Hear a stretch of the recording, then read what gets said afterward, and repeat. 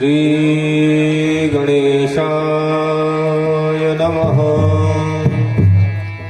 श्री वेदपुरुषाय नमः। श्री सरस्वत्यै नमः। लक्ष्मीनाथ समारम्भा नाथयामुनि मध्यमाम् अस्मदाचार्यपर्यन्ताम् वन्दे श्रीगुरुपरम्पराम्। ज्ञानाम् गुरुर्ब्रह्मा गुरुर्विष्णुः गुरुर्देवो महेश्वरः गुरुः साक्षात् परब्रह्म तस्मै श्री गुरवे नमः। ज्ञानमूलं गुरोर्मूर्ति पूजामूलं गुरोर्कृपा मन्त्रमूलं गुरोर्वाक्यं तस्मै श्री गुरवे नमः। सच्चिदानन्दरूपाय विश्वोत्पत्त्यादिहेतवे तापत्रय विनाशाय श्रीकृष्णाय वयं नमः। रामं रामानुजं सीता भरतं भरतानुजं सुग्रीवं वायुसूनं च प्रणमामि पुनः पुनः। श्री राम कथा के रसिक प्रभु शंभुनाथ हनुमान प्रेम सहित आसन धरहु सुनहु कथा करूँगा।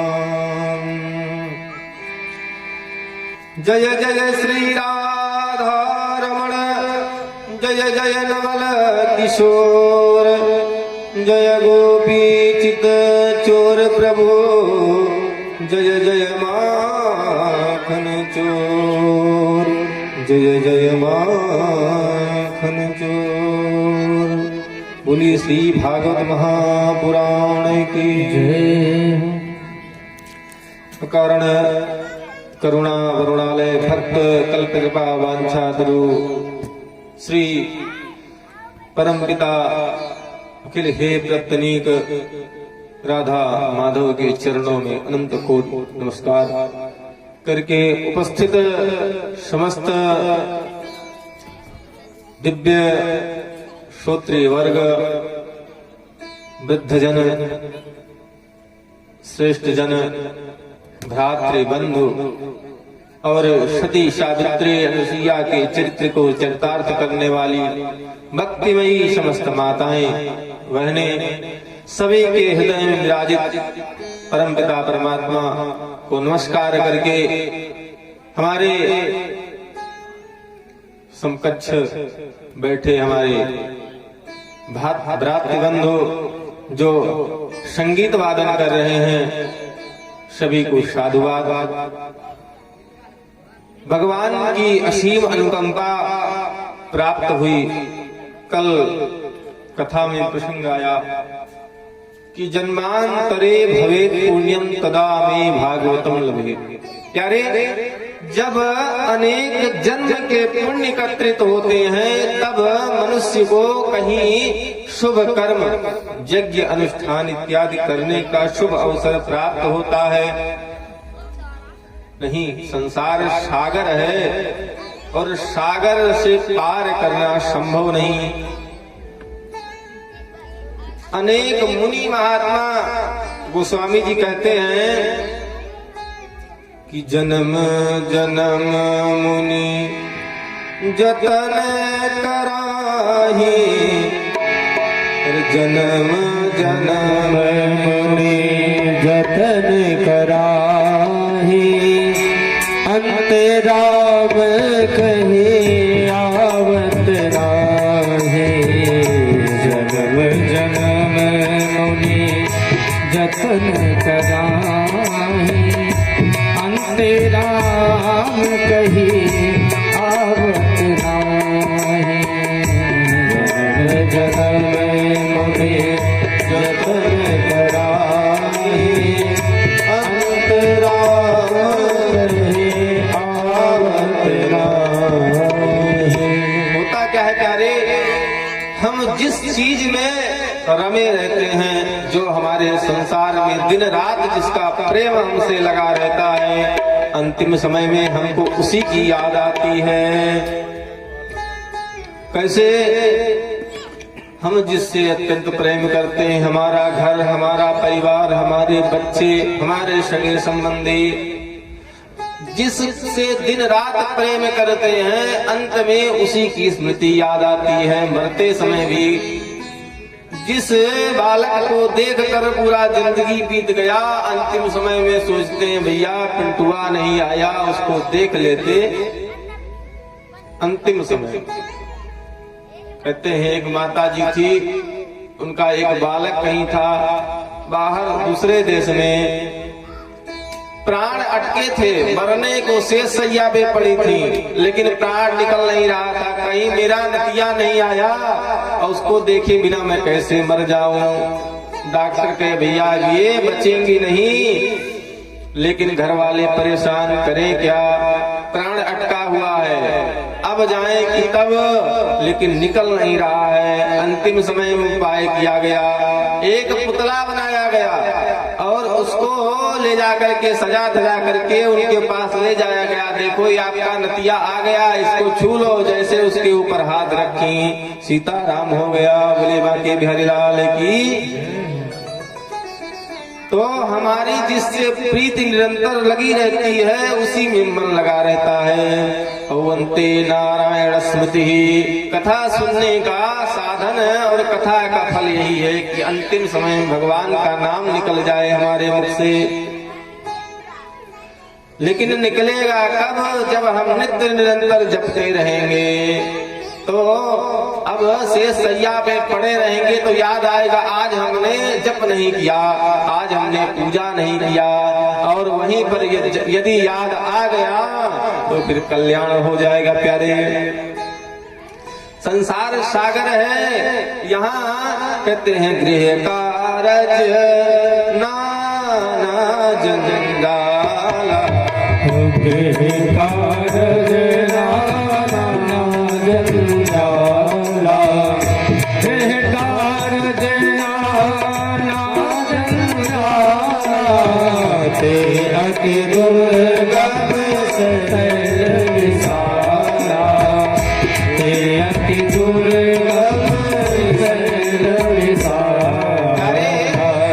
कैसा है? दुर्गम पहाड़ है गृहस्थ जीवन, जिसको चढ़ना संभव नहीं है। अब हिमालय पे चढ़ना हो तो क्या करना पड़ता है? ऑक्सीजन, खाने पीने का सामान बांध करके ले जाना पड़ता है कि हमको हिमालय पर यात्रा करनी है। वहाँ भोजन नहीं चलेगा, पेय पदार्थ, पाइप लगी रहेगी, उसी पाइप से पी लेना है। ऑक्सीजन लगा रहेगा, उससे सांस लेना है। उसी प्रकार ये जीवन है, और गृहस्थ जीवन ऐसे दुर्गम पहाड़ है जिसको चढ़ना संभव नहीं है। कहते इस जीवन में भगवान की अंतिम स्मृति कैसे बने? तो कहते हैं उसके लिए क्या करिए? भगवान की कथा श्रवण करिए, नित्य निरंतर करिए, नित्य भजन करिए। अरे प्रथम भगति संतन कर संगा, प्रथम भगति संतन कर संगा, दूसर रति मम कथा संगा, प्रथम भगति संतन कर संगा, दूसर रति मम कथा संगा। पहली भक्ति क्या है, इसकी संतों का संग करिए। तो संतों के संग में होगा क्या जानते हैं? किसी संत के शरण में जाएंगे, किसी महात्मा से मिलेंगे तो वो जीवन की आपको व्यथा नहीं सुनाएगा। ये नहीं बताएगा हम साधु कैसे बने, घर छोड़ करके भाग आए। वो क्या कहेगा कि प्यारे भगवान का भजन करिए, सीताराम करिए, राधे श्याम करिए। और होगा क्या, कथा सुनाएगा। और दूसरी भक्ति भगवान की कथा है। दूसर मम रति कथा प्रसंगा और मंत्र जाप मम दृढ़ विश्वासा। भगवान का भजन, गुरु पद पंकज सेवा, नवधा भक्ति बताई गई। उसमें से कोई एक भी कर ले तो भैया सत्या मुक्ति मिल जाएगी। लेकिन हुआ क्या, कथा सुनना सबसे आसान है। कथा सुनना बहुत आसान बताया गया है। और उससे भी आसान कहा गया कि जप करना भगवान का। लेकिन कौन सा जप? केवल राम और कृष्ण का जप, विष्णु का जप ही आसान है। अगर गायत्री मंत्र जप करना हो तो अनुष्ठान करना पड़ता है। लेकिन गुरु जी ने राम तारक मंत्र दे दिया, 24 घंटे माला ले लीजिए और खाते पीते उठते बैठते जपते रहिए। पूजा में 32 अपराध बताए गए हैं। 32 प्रकार के दोष हैं पूजा में। एक भी हो गया तो पूजा विफल। और भगवान के नाम में 10 अपराध कौन कौन है जानते हैं? जैसे गुरु के प्रति श्रद्धा, मंत्र के प्रति अश्रद्धा, मंत्र पर विश्वास न होना, इस प्रकार के 10 अपराध हैं। लेकिन कहते हैं कि भगवान का जप करते करते 10 अपराध क्षमा हो जाते हैं। वो अपराध फिर बचते नहीं है। तो मंत्र जाप करना और सरल है। और भगवान का नाम लेकर के भगवान की लीला श्रवण करते रहिए तो अंतिम समय में भगवान की स्मृति बनी रहेगी। इसी प्रकार कल की कथा जहां से विराम दी गई थी वहीं हम लोग चले। कहा, नैमिषारण्य में सूत जी महाराज कथा सुना रहे थे। सौनक जी ने प्रश्न कर दिया, सूत सूत महाभाग बदनो वदतांबर कथां भागवतीं पुण्या यदा भगवान छुकः। सुखदेव जी का नाम लिया, गुरु जी की याद आई और आंखें नम्र हो गई। अब अपने गुरु का याद किया। सूत जी महाराज कहते, आपने बड़ा ही सुंदर प्रश्न किया है कि आपके द्वारा किए गए प्रश्न से जीव का कल्याण होगा। कहते हैं कि द्वापर का समय था। श्री वेदव्यास जी बड़े व्यथित थे, हृदय में शांति नहीं हुई। वेद के 4 विभाग किए, वेद किसी ने लिखा नहीं। कहते अपौरुषेयम वेद, भगवान स्वयं वेद के रूप में है, उसका किसी ने लेखन नहीं किया। लेकिन वेद व्यास के रूप में भगवान ने अवतार लिया और उसका विस्तार किया। पहले एक ही वेद हुआ करता था, उसको 4 भागों में बांट दिया क्योंकि बहुत बड़ा था। एक वेद को पढ़ने के लिए 12 वर्ष का समय लगता है। 12 वर्ष पर्यंत एक वेद का सांगोपांग अध्ययन किया जाता है। हमारे परम पूज्य उत्तर भारत के सर्वश्रेष्ठ विद्वान में नाम जिनका लगभग 2 साल हुआ परम पद हुई, परम पूज्य श्री ब्रह्मचारी जी महाराज, उन्होंने चारों वेद का 48 वर्ष तक अध्ययन किया। एक वेद का 12 वर्ष और 12 × 48। उनकी शाखा के आज विद्वान उत्तर भारत में ब्रह्मचर्य का पालन करके और उन्होंने एक प्रथा, एक जो नियम लुप्त हो गया था उसको पुनर्जागरण के रूप में प्रस्तावित किया। जो आदि काल में जो हम लोग रामायण इत्यादि में देखते थे कि ब्रह्मचारी लोग बनते थे, राम जी गए थे गुरुकुल में ब्रह्मचारी बने थे, कृष्ण जी ब्रह्मचारी बने थे, वो प्रथा लुप्त सी हो गई थी। और वो कोई साधारण पुरुष नहीं थे, वो अवतारी पुरुष थे। उनको अपने पूरे 7 जन्म, पिछले 7 जन्मों की बातें याद थी। यही बस्ती पड़ता है, बस्ती में एक गांव है पकड़ी, वहीं पे उनका जन्म हुआ था। पिछले तीसरे पीढ़ी में, इसके 2 पीढ़ी पहले स्वयं वहां जन्म लेकर के और भगवान को प्रकट किए थे। आज भी वह मूर्ति वहां पर विराजमान है। बड़े दिव्य ही संत थे और भगवत साक्षात्कार उनको हुआ था। दक्षिण भारत से बुलावा आता था, साम वेद इत्यादि साम यज्ञ कराने, सोम यज्ञ कराने जाया करते थे। कहते हैं कुबेर प्रसाद शुक्ल नाम हुआ करता था, इसके तीसरे जन्म पहले में उनका। और लगभग 80 वर्ष की अवस्था में उनको हुआ कि हम चले भगवान जगन्नाथ का दर्शन करें। जगन्नाथ का दर्शन करने के लिए निकले तो वृद्धावस्था थी, पैदल जाना होता था। आधे रास्ते गए, थक गए। भगवान के परम भक्त उन्होंने कहा कि प्रभु अब इतना दूर हम आ गए हैं तो कुछ दूर आप भी आ जाइए, अब हम चल नहीं पाएंगे। भगवान ने कहा कि आप जाइए अपने घर और हम दर्शन देने आपके घर आए। हुआ क्या कि लौट आए वहां से। घर पहुंचे तो देखा क्या कि एक जगह खोदा जा रहा था तालाब, वहां से एक विलक्षण मूर्ति उत्पन्न हुई जिसमें भगवान के 24 अवतार हैं। अब लोग सोचे कि इनको उठा करके कहीं ले चले।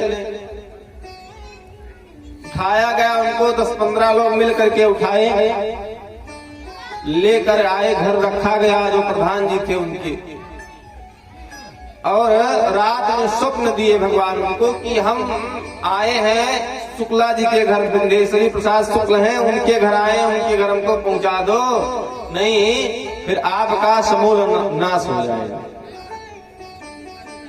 कहते हैं भगवान को ले जा करके सब लोग उनके घर पहुंचाए। जैसे उन्होंने सुना कि भगवान आ गए हैं, अकेले एक दोनों हाथों से पकड़ा और उस मूर्ति को उठा कर ले जा करके अपने आंगने में रख दिया। जिस मूर्ति को उठाने के लिए 10-12 लोग लगे थे, उसको उन्होंने अकेले उठा लिया। आज भी वह मूर्ति प्रतिष्ठित है। तो ऐसे ऐसे संत महापुरुष, उनका सानिध्य प्राप्त हुआ दास को भी। 1 वर्ष ब्रह्मचर्य उन्हीं के आश्रम में निवास करके दास ने भी किया। ऐसे ऐसे महात्मा कहते हैं कि स्तुत जी अपने गुरु जी का याद करते हैं और बताते हैं कि गुरु जी हमारे वेद व्यास,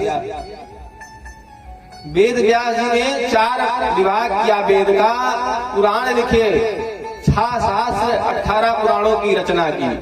स्कंद पुराण, भविष्य पुराण, कूर्म पुराण, वराह पुराण, विष्णु नारद, 17 पुराणों को रच दिया, लेकिन शांति नहीं मिली। नारद जी का आगमन होता है। प्यारे हम लोग नारद जी को कॉमेडियन समझते हैं, नारद जी को हंसी और मजाक का पात्र समझते हैं, जबकि नारद जी भगवान से मिलाने वाले और भगवान के परम भक्त हैं। जिसके जीवन में नारद जी का आगमन हुआ, उसका साक्षात्कार प्रभु से हो ही गया। नारद जी के शिष्य जानते हैं कौन है? व्यास जी। नारद जी के शिष्य वाल्मीकि जी, वाल्मीकि जी को ज्ञान दिया तो रामायण लिखा, और जब व्यास जी को ज्ञान दिया तो उन्होंने श्रीमद् भागवत महापुराण की रचना की। व्यास जी से कहते हैं कि आपने सब कुछ किया, लेकिन भगवान के नाम का महिमा अभी तक नहीं गाया। कहते हैं पाराशर महाभाग भवता कच्चिदात्मना